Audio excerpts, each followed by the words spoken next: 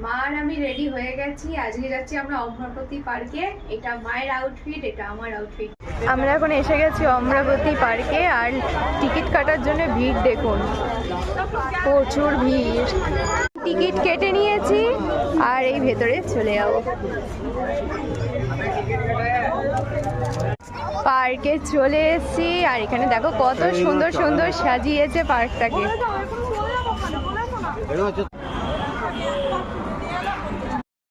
পার্কটাকে অনেক সুন্দর সাজিয়ে দিয়েছে আর আমার তো এখন হচ্ছে এইটা ছাড়ার ইচ্ছা হচ্ছে, কিন্তু এত বড় বাচ্চাকে চড়তে দেবে না বলবে।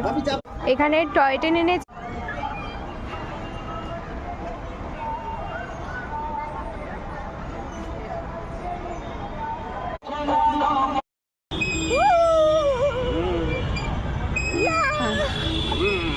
সুব্রত দা ভাইকে দোল দিচ্ছে। ও মা, ভাইকে খুলে দাও না, ঝুড়িতে রেখে দিয়েছো কেন?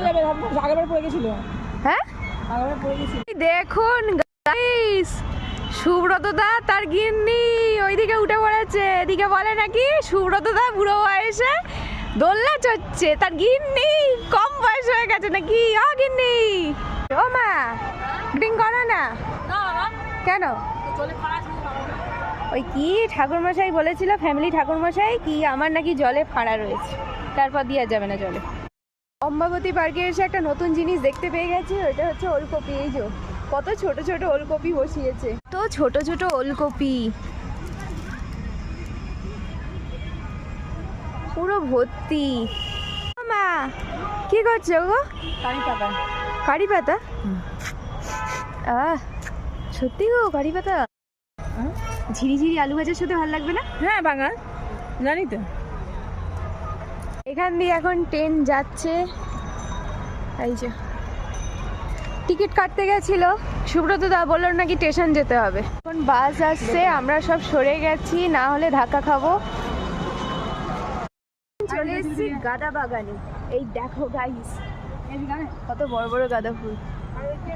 এখন অম্বাবতী পার্ক ঘোরা কমপ্লিট হয়ে গেছে। দেখো এখানটা কি সুন্দর লাগছে, আর লাইটিংটার জন্য আরো বেশি ভালো লাগছে। দেখি এখানে মাছ আছে নাকি। ওরে মা, এ তো জলই নেই, তো মাছ থাকবে কোথা দিয়ে? কোথায় কোথায়? এখানে সব বোটিং করার জন্য টিকিট কেটে নিচ্ছে আর এখানে বোটও উঠছে সবাই। আরে এই বাচ্চাগুলো তো এমন ধুতিতে উঠেছে না, দাদু ধুতি খুলে যায় রে। এখন আমরা বাইরে চলে যাচ্ছি, কারণ এই অম্বাবতী পার্ক তো ঘোরা কমপ্লিট হয়ে গেল।